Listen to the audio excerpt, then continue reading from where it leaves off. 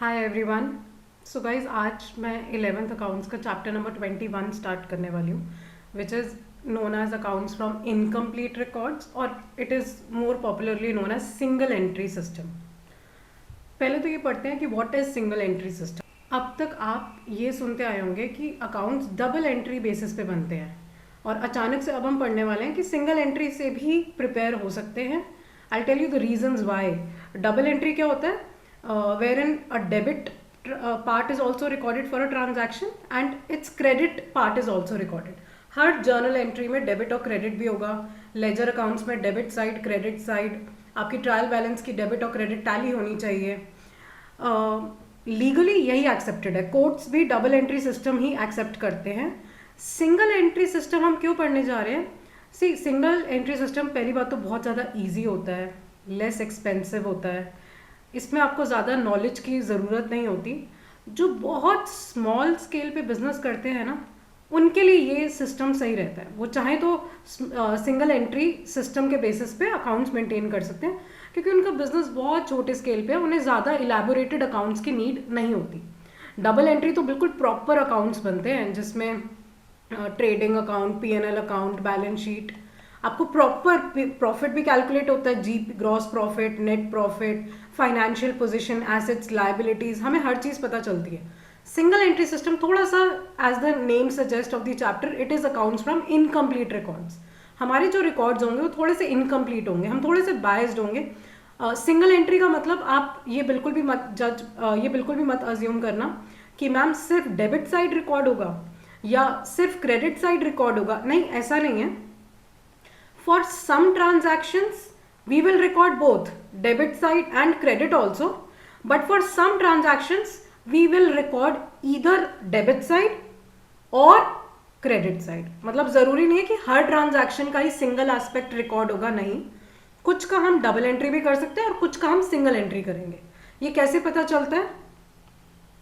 सी, आपको याद है डबल एंट्री सिस्टम जब हम पढ़ रहे थे, I taught you there are various types of accounts, real accounts, personal accounts, nominal accounts. I give you example. Real account का एग्जाम्पल होता है, like for example it's something related to your assets, your machinery account, may be building account. Personal account होता है related to persons, like for example owner से related जो उसका capital account बनता है, या एनी डेटर्स से रिलेटेड अकाउंट, या क्रेडिटर्स से रिलेटेड अकाउंट। नॉमिनल अकाउंट्स होते हैं इनकम और एक्सपेंसेस से रिलेटेड, ठीक है। डबल एंट्री में तो ये हर चीज रिकॉर्ड होती है। But if I talk about single entry, please ये याद रखना, सिंगल एंट्री में I am only going to record cash transactions, because cash के बिना तो काम नहीं चलेगा। कैश तो is the it is finance. आपने शायद बिजनेस स्टडीज में ये स्टेटमेंट पढ़ी होगी that finance is the lifeblood of business. Cash के बिना गुजारा नहीं। कैश ही ultimately, business means earning more cash. Invest कम करो और प्रॉफिट आपको मिले, you are earning extra cash. तो हम सारी कैश ट्रांजैक्शंस रिकॉर्ड करेंगे, and we are going to record only the personal accounts. Personal मतलब स्पेसिफिकली बोलूँ तो सारे डेटर्स और क्रेडिटर्स का अकाउंट मेंटेन होगा। हम सारे अकाउंट्स नहीं मेंटेन करने वाले। एज यू सी, नॉमिनल तो बिल्कुल नहीं करेंगे हम, कोई इनकम कोई एक्सपेंस अकाउंट मेंटेन नहीं करेंगे। Like I will give you some examples of income account. याद है, like for example interest received, commission received, हम कोई इनकम नहीं रिकॉर्ड करने वाले। Expense like for example rent paid, salary paid, हम कोई सिंगल एंट्री सिस्टम में कोई नॉमिनल अकाउंट मेंटेन नहीं होगा। एज यू कैन सी, मैंने यहाँ पे मशीनरी बिल्डिंग अकाउंट भी नहीं मेंटेन होगा। कैश मेंटेन होगा, प्लीज ये याद रखना। सिंगल एंट्री में कैश ट्रांजैक्शंस और पर्सनल अकाउंट्स रिकॉर्ड होते हैं, डेटर्स और क्रेडिटर्स। कुछ ट्रांजैक्शंस का तो बिल्कुल भी हम रिकॉर्ड नहीं करेंगे। Like for example if you remember, यहाँ पे हम डेप्रिसिएशन रिकॉर्ड करते हैं। देयर विल बी, जब एसेट का अकाउंट ही नहीं बन रहा तो डेप्रिसिएशन की भी कोई एंट्री नहीं होगी। Now I will give you some transactions. Like अगर कोई like there is a transaction machinery purchased for cash, तो इसकी जर्नल एंट्री हमें पता है is machinery account debit to cash account. Now अभी मैंने आपको बताया कि सिंगल एंट्री सिस्टम में हम सिर्फ कैश ट्रांजैक्शन, तो मैं सिर्फ कैश वाला पार्ट रिकॉर्ड करूंगी। मतलब I will only record that okay my cash has decreased, क्योंकि कैश चला गया because I purchase machinery, so cash has decreased. So only the basically हम सिर्फ क्रेडिट वाला पार्ट रिकॉर्ड करें। लेकिन कुछ ट्रांजैक्शंस में मैंने बताया था हम दोनों पार्ट भी रिकॉर्ड करेंगे। Like I will give you an example, cash received from a debtor. अब इसकी जर्नल एंट्री क्या होगी, cash received, so cash account debit to, हम डेटर का अकाउंट कम कर देंगे टू डेटर अकाउंट। अब कैश जरूर रिकॉर्ड होगा सिंगल एंट्री में, yes. Debtor as I told you, personal accounts debtor creditor के हम जरूर रिकॉर्ड करते हैं, तो मैं रिकॉर्ड करूंगी। Like for example let me से डेटर इज मिस्टर एक्स, तो मैं अपनी बुक्स में लिखूंगी कि मिस्टर एक्स का बैलेंस कम हो गया है और कैश मेरा इंक्रीज हो गया because debtor has given me cash. तो like you saw in this example, debit credit मैंने दोनों पार्ट रिकॉर्ड करे हैं, बट इस ट्रांजैक्शन में मैंने सिर्फ क्रेडिट पार्ट रिकॉर्ड करे। सिंगल एंट्री इसी तरह से चलता है, कैश रिकॉर्ड होता है, डेटर क्रेडिटर रिकॉर्ड होता है। And if I ask you to give an example कि जिसका डेबिट भी नहीं रिकॉर्ड होगा क्रेडिट भी नहीं, like for example depreciation charge on machinery, इसकी जर्नल एंट्री होती है depreciation account debit to machinery account. Now depreciation nominal account है, मैंने बताया नॉमिनल अकाउंट्स नहीं मेंटेन होते हैं। मशीनरी अकाउंट रियल अकाउंट है, ये भी नहीं मेंटेन होगा, मतलब ये ट्रांजैक्शन तो सिंगल एंट्री सिस्टम में आती ही नहीं है। I give you some more examples also.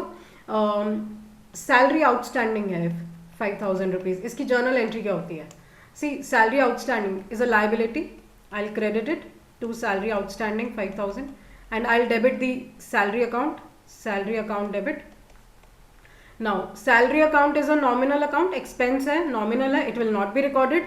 And salary outstanding I told you, हमने कोई adjustments करनी ही नहीं है, हमने सिर्फ क्या रिकॉर्ड करना है, कैश और पर्सनल अकाउंट डेटर और क्रेडिटर से रिलेटेड, दैट्स इट।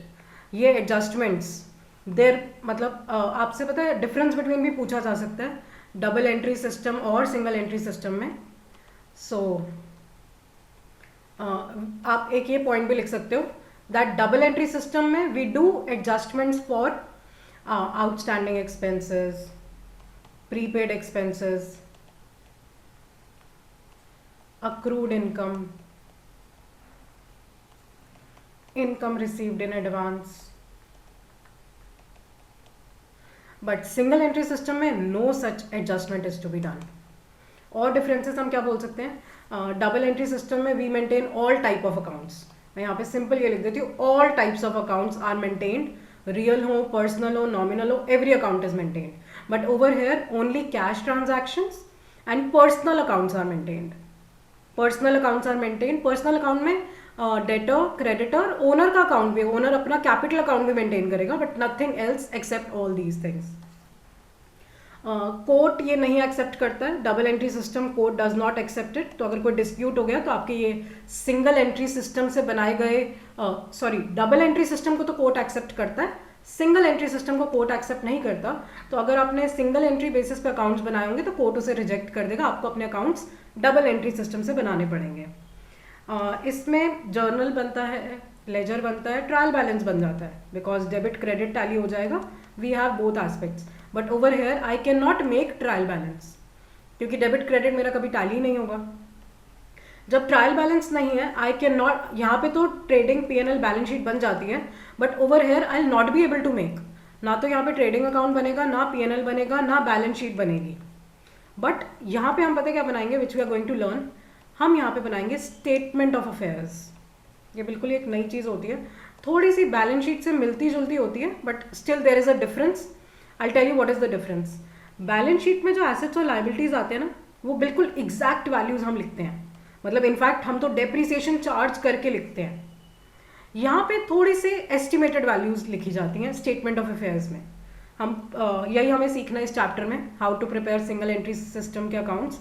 तो स्टेटमेंट ऑफ अफेयर्स हम बनाना सीखेंगे। इसमें एसेट्स एंड लाइबिलिटीज बिल्कुल करेक्ट वैल्यू पे नहीं होती हैं, थोड़ी एस्टिमेटेड वैल्यूज होती हैं। होती है बैलेंस शीट की तरह है, बट इसको बैलेंस शीट नहीं बोलते हैं। सिंगल एंट्री सिस्टम में we make statement of affairs. Double entry system सिर्फ बिजनेसेस जो बिल्कुल लार्ज स्केल पे ऑपरेट कर रहे हैं, ये ज़्यादा प्रेफर्ड मेथड होता है। Single entry system is generally prepared by businesses which are operating on very small scale. Like अगर मैं एग्जांपल दूं, रोड साइड पे if you see any ice cream vendor, जो कार्ट लगाया होता है उन्होंने मेन रोड पे, रोड्स पे, so if you see any ice cream vendor या रोड साइड पे जो भी आपको पर्सन्स दिखते हैं, they can prepare accounts on single entry system. Once आपका बिजनेस एक्सपैंड करता है फिर सिंगल एंट्री नहीं, आपको डबल एंट्री पे स्विच होना ही पड़ेगा. एंड आप स्टार्टिंग में इनकी डेफिनेशन भी दे सकते हो. डबल एंट्री सिस्टम की डेफिनेशन होती है where both the aspects of a transaction are recorded. And single entry system में sometimes we record both the aspects and sometimes we record either debit और क्रेडिट. तो स्टार्टिंग में तो आप definition ही लिख सकते हैं एंड बाकी all these points are important. So this is basically the summary of what is double entry, single entry. Why do people prefer single entry? It is, like I told you earlier, it is very easy to prepare. It is very less expensive. ज़्यादा adjustments नहीं करनी पड़ती. It does not require much knowledge. आपको ज़्यादा पढ़ने लिखने की ज़रूरत नहीं है. ट्रेडिंग P&L बैलेंस शीट के फॉर्मेट पढ़ने की ज़रूरत नहीं है. बहुत जल्दी बन जाता है, इसलिए people prefer single entry system. Now let us learn. शायद आपके माइंड में एक क्वेरी आ रही होगी कि मैम अगर ये सिंगल एंट्री सिस्टम से अगर हम अकाउंट्स बना रहे हैं and we are not going to prepare trading P&L, so profit कैसे कैलकुलेट होगा? That is what we are going to learn, how to calculate profit in case of single entry system. तो यहाँ पे कौन सा फॉर्मूला लगता है? बहुत ही सिंपल है, हम पहले भी पढ़ चुके हैं. If you remember how to if I ask you how to calculate closing capital, एक बिजनेस की क्लोजिंग कैपिटल कैसे कैलकुलेट होती है? हम क्या करते हैं, ओपनिंग कैपिटल में we add profit earn during the year, we add any additional capital introduced, अगर उसने और कैपिटल इन्वेस्ट करी है बिजनेस में, we deduct any drawings and we get our closing capital. इसी फॉर्मूले से हम प्रॉफिट कैलकुलेट करने वाले हैं. मैं इसको थोड़ा रीअरेंज कर देती हूँ. I can say profit is equal to closing capital, और इसको मैं लेफ्ट साइड पे ले जाती हूँ, माइनस ओपनिंग कैपिटल, इसको भी LHS पे ले जाते हैं, माइनस एडिशनल कैपिटल, इसको भी LHS पे ले जाते हैं, प्लस ड्राइंग्स. गाइज एक स्मॉल स्केल बिजनेस को उसकी क्लोजिंग कैपिटल पता होगी कि यू नो साल के एंड में अब मेरे इतने पैसे हैं, ओपनिंग में कितने इन्वेस्टेड थे, एडिशनल कैपिटल अगर उसने कुछ इन्वेस्ट करी है, और ड्राइंग्स अगर उसने कोई करी है, तो we'll be able to calculate profit. अब क्लोजिंग कैपिटल और ओपनिंग कैपिटल को भी कैलकुलेट करना हम सीखेंगे. सबसे पहले I have taught you how to calculate profit. तो प्रॉफिट के लिए you are going to use this formula. बहुत ईजी है ये, हम अकाउंट्स में स्टार्टिंग में चैप्टर 3-4 में भी पढ़ चुके हैं, when we were doing accounting equation also. We'll do question based on this now. All right, so let us do question number 2 of T.S. Garwal. You will find it on page number 21.37. It says Mayank does not keep proper records of his business. So this line means if he is not keeping proper records, इसका मतलब वो single entry follow करते हैं. And they have given us certain details, like they are saying his opening capital is 1 lakh, his closing capital is 1,25,000, his drawings are 30,000. And capital added during the year, so that means additional capital introduced by him is 37,500.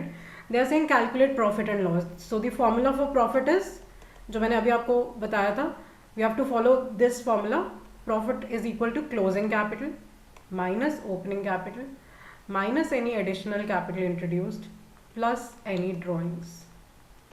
So this will be closing capital is 1,25,000, opening capital is 1 lakh, additional capital is 37,500 and drawings are plus 30,000. So this will be 25,000. So this will be 17,500 rupees is the profit for the year. ये पूरे year का profit है, because closing capital, opening capital बिल्कुल year के starting और end की होती है. So this is the final profit for the year. We'll do another question, which is question number 6. It says Mahesh, who keeps his books on single entry system, sells goods at cost plus 50%. So question में लिखा है कि हमारा क्या target होता है कि जो भी हमारा कॉस्ट प्राइस होता है उसमें हम 50% मार्जिन ऐड करते हैं, बेसिकली प्रॉफिट ऐड करते हैं, एंड हम उसे मार्केट में सेल कर देते हैं. On 1st April his capital was, so opening capital is given 4 lakh. And on 31st March, closing capital is given 3,50,000. He had withdrawn 20,000 per month. So drawings आएंगे, but be very careful that they have written 20,000 per month. हमें पूरे year की drawings चाहिए, so it will be 2,40,000. They are saying he has withdrawn 20,000 per month besides goods of the sale value. Okay, so he has also withdrawn some goods also, जिनका वो मुझे selling price बता रहे हैं 60,000 है. Guys drawings हमेशा cost price पे ली जाती हैं. जब ओनर अपने ही गुड्स विड्रॉ कर रहा है वो अपने आप को सेलिंग प्राइस पे नहीं देगा, वो अपने आप को कॉस्ट पे देगा. सो मुझे इसके कॉस्ट कैलकुलेट करनी पड़ेगी इस फॉर्मूले से. इन्होंने ये मुझे रिलेशनशिप इसीलिए दे रखा था ताकि मैं इस सेलिंग प्राइस से इनकी कॉस्ट कैलकुलेट कर पाऊँ. हम इक्वेशन बना लेते हैं. Let us just assume that the cost of goods is x. Now selling price question में गिवन है 60,000. कॉस्ट में 50% ऑफ कॉस्ट मार्जिन ऐड किया गया होगा तभी ये सेलिंग प्राइस आया होगा. So from here I can calculate, this will be, I can calculate x from here, which will be 40,000 rupees. So I've got x means I've got the value, the cost price of the goods, which I'll add it over here, ताकि मुझे total drawings उसकी मिल जाएंगे. It will be 2,80,000. Now they have given me three things: opening capital, closing capital, drawings. What else are they saying? They are saying how much did he earn in 2020-21. So basically I have to calculate profit. And profit का formula होगा closing capital minus opening capital plus drawings. So this will be 3,50,000 minus 4 lakh plus 2,80,000. So this will be 6,30,000 minus 4 lakh. So our final answer is 2,30,000. This is the profit for the year. Now if you notice guys, in both these questions they had already given us the opening capital and closing capital, तो profit calculate करना बहुत easy हो गया. But sometimes they might not give us opening capital and closing capital. तो मैंने अभी आपको पीछे बताया था single entry system में we prepare statement of affairs which is just like balance sheet, but हम balance sheet बोलते नहीं हैं. बोलते क्यों नहीं है? बिकॉज बैलेंस शीट में एग्जैक्ट वैल्यूज लिखी जाती है प्रॉपर रूल्स के साथ. बैलेंस शीट ट्रेडिंग पीएनएल बनाने के बाद ही बनती है, डबल एंट्री सिस्टम में ही बनती है, बिल्कुल एग्जैक्ट वैल्यूज होती हैं. एसेट्स पे डेप्रिसिएशन भी चार्ज होता है. बट यहाँ पे क्योंकि हमने एग्जैक्ट वैल्यूज नहीं लिख सकते बिकॉज हमारे अकाउंट्स ही प्रॉपर नहीं है, तो हम इसको बैलेंस शीट भी नहीं बोल पाएंगे. We call it as statement of affairs. दो इसका फॉर्मेट वगैरह सब बिल्कुल सेम होता है. We are going to divide it into two parts. The left hand side will be same जैसे बैलेंस शीट में लिखते हैं, इसको हम liabilities बोलेंगे.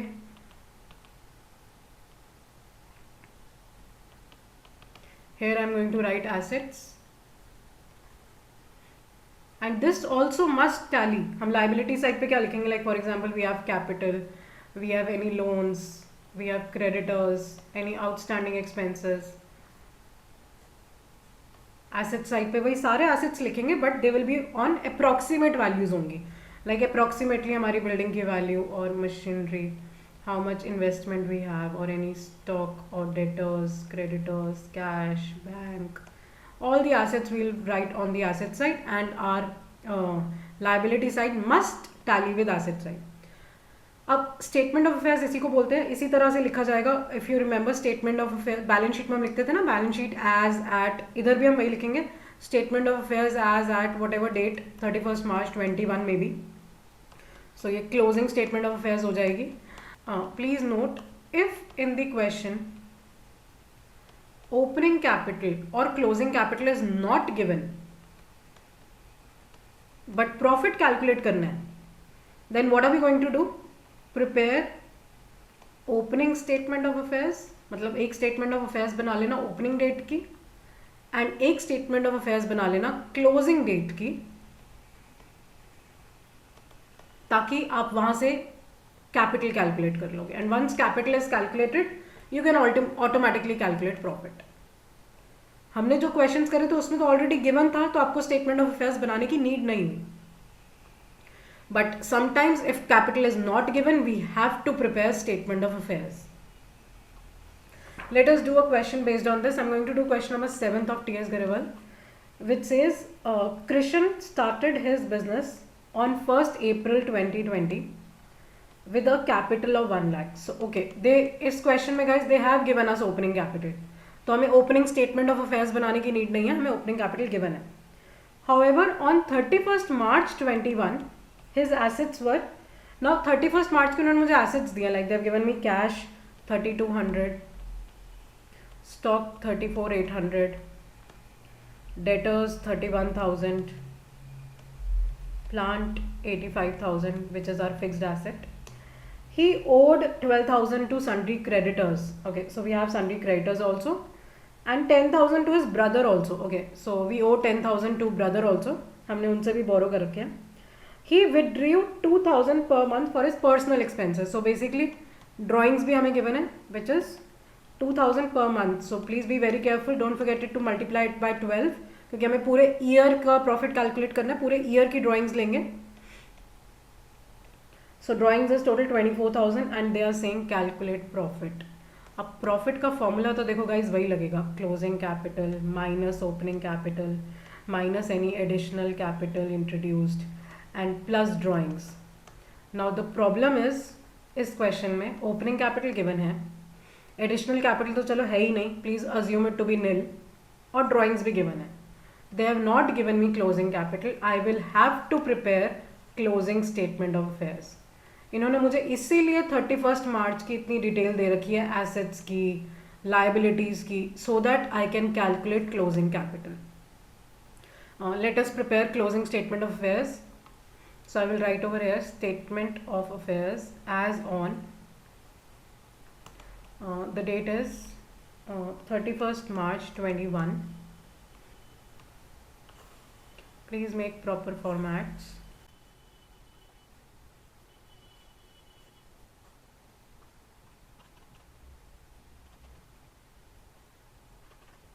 Now we'll record whatever is given to us in the question. Like they have given us cash. हम सबसे नीचे लिख देते हैं कैश, सबसे लिक्विड फॉर्म में होता है ना, इसको सबसे नीचे लिख देते हैं cash 3200. Then they have given us stock 34,800. Then we have debtors 31,000. We have plant which is 85,000. Creditors, I will write it over here. There is 12,000 and plus we owe it to the brother also, वो भी लिखेंगे यहाँ पे 22,000. That's it. I'll get the balancing figure as the capital. Closing capital हमारे यहाँ पे balancing figure आ जाएगी. कैसे बैलेंसिंग फिगर आ जाएगी? Because asset side must tally with the liability side. So let us see how much is the asset side. So this is asset side is 1,54,000. It must tally with the liability side. So what am I going to do? 1,54,000 minus 22,000 will give me the closing capital 1,32,000. I've got the closing capital. I'll simply put it in the formula और हमारा profit आ जाएगा. इस फॉर्मूले में डाल देते हैं 1,32,000. Opening capital तो हमें क्वेश्चन में ऑलरेडी गिवन थी 1 lakh rupees. Additional capital as I said assume it to be nil and drawings is 24,000. So our final answer is 56,000 and this is the final profit and also the final answer. They had asked us to calculate the profit. अब इस question में guys opening capital given थी, closing capital was missing. Opening capital given थी, closing capital was missing, so I only had to make closing statement of affairs. But sometimes opening capital भी given नहीं होती है, तो in that case guys opening statement of affairs भी बनानी पड़ सकती है, बट बिल्कुल इसी मेथड से बनेगी. I would also like to say one more thing. इस चैप्टर में if you will see in your TS variable there is something known as, आपको दिखेगा स्टेटमेंट ऑफ अफेयर्स से रिलेटेड क्वेश्चंस हैं, and there is something also known as conversion method. But guys जब से Covid आया CBSE has deleted conversion method from our syllabus. So don't do conversion method. If you find any question जहाँ पे लिखा हो conversion method, conversion क्या होता है मैं आपको बता देती हूँ, बट सिंगल एंट्री से डबल एंट्री सिस्टम में अकाउंट्स को कन्वर्ट करना. आपको थोड़ी बहुत डिटेल्स गिवन होंगी और आपसे कहा जाएगा ट्रेडिंग P&L बैलेंस शीट बना लो. It is not in our syllabus, so do not do conversion method. Restrict yourself only to statement of affairs. Basically, you can practice first 17 questions of TS Garewal. आप 17th question के बाद देखोगे तो heading है conversion method, please do not do those questions. And अब आप this is it which is whatever is there in the syllabus for this year. CBSE के guidelines के according you only have to do statement of affairs and this is how it is done. If you have any doubt, please feel free to write it in the comments. I'll definitely reply to you. Thank you so much for watching the video. I hope you understood it all. I'll see you next time. Thank you so much, guys. Bye bye.